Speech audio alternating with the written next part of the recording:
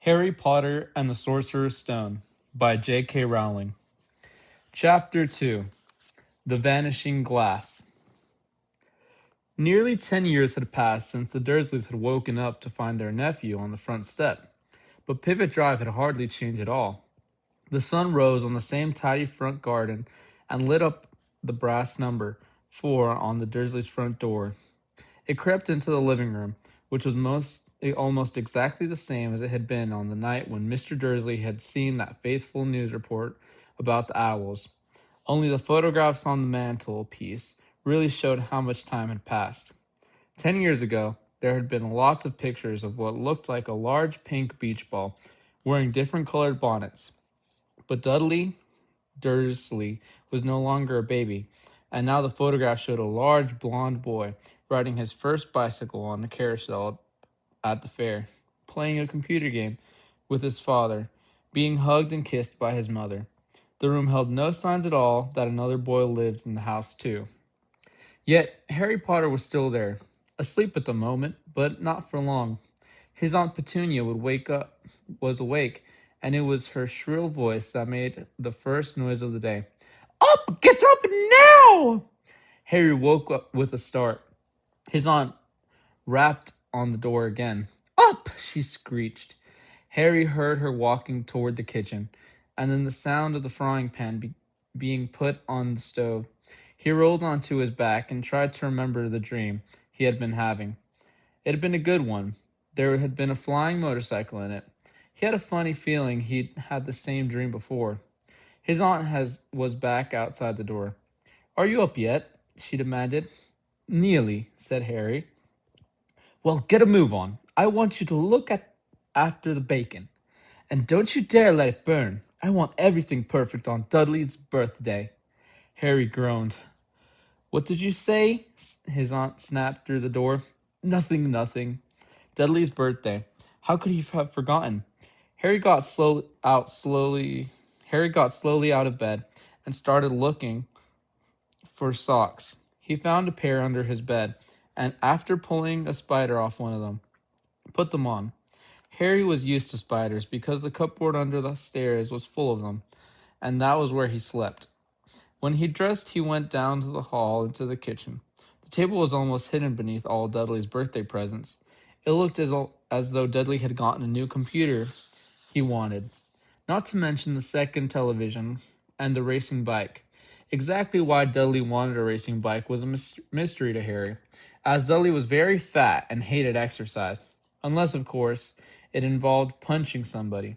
Dudley's favorite punching bag was Harry, but he couldn't often catch him. Harry didn't look it, but he was very fast. Perhaps it had something to do with the living in the dark cupboard, but Harry had always been small and skinny for his age. He looked even smaller and skinnier than he really was because all he had to wear were old clothes of Dudley's, and Dudley was about 4 times bigger than he was. Harry had a thin face, knobbly knees, black hair, and bright green eyes. He wore round glasses held together with a lot of scotch tape because of all the times Dudley had punched him on the nose. The only thing Harry liked about his own appearance was a very thin scar on his forehead that was shaped like a bolt of lightning. He had it as long as he could remember, and the first question he ever remembered asking his Aunt Petunia was how he had gotten it. In a car crash when your parents died, she said, and don't ask questions. That was the first rule of her quiet life with the Dursleys. Uncle Vernon entered the kitchen as Harry was turning over the bacon. Comb your hair, he barked, by the way of a morning greeting. About once a week, Uncle Vernon looked over the top of the newspaper and shouted that Harry needed a haircut. Harry must have had more haircuts than the rest of the boys in his class put together, but it made no difference. His hair simply grew that way, all over the place. Harry was frying eggs by the time Dudley arrived in the kitchen with his mother. Dudley looked a lot like Uncle Vernon. He had a large pink face, not much neck, small watery blue eyes, and thick blonde hair that lay smoothly on his thick fat head. Aunt Petunia often said that Dudley looked like a baby angel. Harry often said that Dudley looked like a pig in a wig. Harry put the plates of eggs and bacon on the table, which was difficult as there wasn't much room. Dudley, meanwhile, was counting his presents. His face fell. 36, he said, looking up at his mother and father. That's 2 less than last year. Darling, you haven't counted Aunt Marge's present. See, it's here under the big one for Mummy and Daddy. All right, 37 then, said Dudley, going red in the face. Harry, who could see a huge Dudley tantrum coming on, began wolfing down his bacon as fast as possible in case Dudley turned the table over. Aunt Petunia obviously sensed danger too, because she said quickly, "And we'll buy you another 2 presents while we're out today. How's that, Popkin? 2 more presents? Is that all right?" Dudley thought for a moment. It looked like hard work. Finally, he said slowly, "So I'll have 33. 39, sweetums," said Aunt Petunia. "Oh!" Dudley sat down heavily and grabbed the nearest parcel. "All right, then." Uncle Vernon chuckled. Little Tyke wants his money's worth, just like his father. "Atta boy, Dudley." He ruffled Dudley's hair. At that moment, the telephone rang, and Aunt Petunia went to answer it, while Harry and Uncle Vernon watched Dudley's unwrap the racing bike, a video camera, a remote control airplane, 16 new computer games, and a VCR. He was ripping the paper off a golden wristwatch when Aunt Petunia came back from the telephone, looking both angry and worried. "Bad news, Vernon," she said. "Mrs. Figg's broken her leg. She can't take him." She jerked her head in Harry's direction. Dudley's mouth fell open in horror. "But Harry's heart gave a leap every year on Dudley's birthday. His parents took him and a friend out for the day to Adventures Park, hamburgers, restaurants, or the movies every year. Harry was left behind with Miss Figg, a mad old lady who lived 2 streets away. Harry hated it there. The whole house smelled of cabbage, and Miss Figg made him look at photographs of all the cats she'd ever owned. "Now what?" said Aunt Petunia, looking furiously at Harry as though he'd planned this. Harry knew he ought to feel sorry that Miss Figg had broken her leg, but it wasn't easy when he reminded himself it would be a whole year before he had to look at Tibbles, Snowy, Mr. Paws, and Tufty again. "We could phone Marge," Uncle Vernon suggested. "Don't be silly, Vernon. She hates the boy." The Dursleys often spoke about Harry as though he wasn't there, or rather, as though he was something very nasty that they couldn't understand them, like a slug. What's her name? Your friend, Yovni?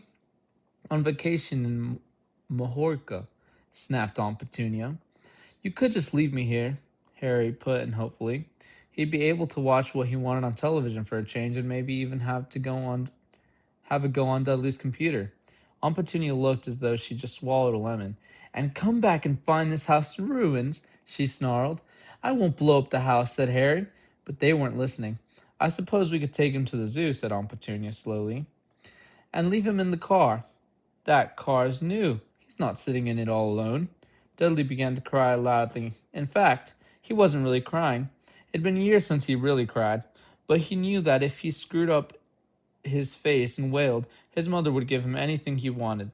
"Dinky Duddy Dums, don't cry. Mummy won't let him spoil your special day," she cried, flinging her arms around him. "I don't want him to come," Dudley yelled between huge pretend sobs. "He always spoils everything." He shot Harry a nasty grin through the gap of his mother's arm. Just then the doorbell rang. "Oh, good Lord, they're here," said Aunt Petunia frantically. And a moment later, Dudley's best friend, Piers Polkius, walked in with his mother. Pierre was a scrawny boy with a face like a rat. He was usually the only one who held people's arms behind their backs while Dudley hit them. Dudley stopped pretending to cry at once. Half an hour later, Harry, who couldn't believe his luck, was sitting in the back of Dursley's car with the Piers and Dudley on the way to the zoo for the first time in his life.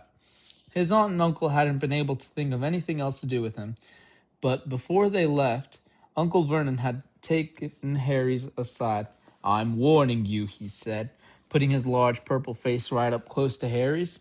"I'm warning you now, boy. Any funny business, anything at all, and you'll be in that cupboard from now until Christmas." "I'm not going to do anything," said Harry, "honestly." But Uncle Vernon didn't believe him. No one ever did. The problem was, strange things often happened around Harry, and it was just no good telling the Dursleys he didn't make them happen. Once, Aunt Petunia tired of Harry coming back from the barber's, looking as though he hadn't been at all, had taken a pair of kitchen scissors and cut his hair so short he was almost bald, except for his bangs, which she left to hide that horrible scar. Dudley had laughed himself silly at Harry, who spent a sleepless night imagining school the next day, where he was already laughed at for his baggy clothes and taped glasses. Next morning, however, he had gone up to find his hair exactly as it had been before. Aunt Petunia had sheared it off. He had been given a week in his cupboard for this, even though he tried to explain that he couldn't explain how it grew back so quickly. Another time, Aunt Petunia had been trying to force him into a revolting old sweater of Dudley's, brown with orange puffballs. The harder she tried to pull it over his head, the smaller it seemed to become until finally it might have fitted a hand puppet, but certainly wouldn't fit Harry. Aunt Petunia had decided it must have shrunken in the wash, and so, to his great relief, Harry wasn't punished. On the other hand, he'd gotten into terrible trouble for being found on the roof of the school kitchen. Dudley's gang had been chasing him as usual, as much to Harry's surprise as anyone else's. There he was sitting on the chimney. The Dursleys had received a very angry letter from Harry's headmistress, telling them Harry had been climbing school buildings, but all he'd tried to do, as he shouted at Uncle Vernon through the locked door of his cupboard, was jump behind the big trash cans outside the kitchen doors. Harry supposed that the wind must have caught him in the mid-jump, but today nothing was going to go wrong. It was even worth being with Dudley and Piers to be spending the day somewhere that wasn't school, his cupboard, or Miss Figg's cabbage-smelling living room. While he drove, Uncle Vernon complained to Aunt Petunia. He liked to complain about things. People at work, Harry, the council, Harry, the bank, and Harry were just a few of his favorite subjects. This morning, it was motorcycles, roaring along like mechanics, the young hoodlums, he said as a motorcycle overtook them. I had a dream about a motorcycle, said Harry, remembering suddenly. It was flying. Uncle Vernon nearly crashed in the car in front of him. He turned right around in his seat and yelled at Harry, his face like a gigantic beet with a mustache. Motorcycles don't fly! Dudley and Piers sniggered. I know they don't, said Harry. It was only a dream. But he wished he hadn't said anything. If there was one thing that the Dursleys hated even more than asking questions, it was his talking about anything, acting in a way it shouldn't. No matter if it was in a dream or even a cartoon, they seemed to think he might get dangerous ideas. It was a very sunny Saturday, and the zoo was crowded with families. The Dursleys brought Dudley and Piers large chocolate ice creams at the entrance, and then because a smiling lady in the van had asked Harry what he wanted before, they couldn't hurry him away. They brought him a cheap lemon ice pop. It wasn't bad either. Harry thought licking it as they watched a gorilla scratching its head. He looked remarkably like Dudley, except that it wasn't blonde. Harry had the best morning he'd had in a long time. He was careful to walk a little way apart from Dursley so that Dudley and Piers, who were starting to get bored with the animals by lunchtime, wouldn't fall back on their favorite hobby of hitting him. They ate in the zoo restaurant, and when Dudley had a tantrum because the Knickerbocker Glory didn't have enough ice cream on top, Uncle Vernon bought him another one, and Harry was all allowed to finish the first. Harry felt afterward that he should have known it was all too good to last. After lunch, they went to the reptile house. It was cool and dark in there, with lit windows all along the walls. Behind the glass, all sorts of lizards and snakes were crawling and slithering over bits of wood and stone. Dudley and Piers wanted to see huge poisonous cobras and thick man-crushing pythons. Dudley quickly found the largest snake in the place. It could have wrapped its body twice around Uncle Vernon's car and crushed it in the trash can, but at the moment it didn't look in the mood. In fact, it was fast asleep. Dudley stood with his nose pressed against the glass, staring at the glistening brown coils. "Make it move," he whined at his father. Uncle Vernon tapped on the glass, but the snake didn't budge. "Do it again," Dudley ordered. Uncle Vernon rapped the glass smartly with his knuckles, but the snake just snoozed on. "This is boring," Dudley moaned. He shuffled away. Harry moved in front of the tank and looked intently at the snake. He wouldn't have been surprised if it had died of boredom itself. No company except stupid people drumming their fingers on the glass, trying to disturb it all day long. It was worse than having a cupboard as the same bedroom, where the only visitor was Aunt Petunia hammering on the door to wake you up. At least he got to visit the rest of the house. The snake suddenly opened its beady eyes, slowly, very slowly. It raised its head until the eyes were on level with Harry's. It winked. Harry stared, then he looked quickly around to see if anyone was watching. They weren't. He looked back at the snake and winked too. The snake jerked its head towards Uncle Vernon and Dudley, then raised its eyes to the ceiling.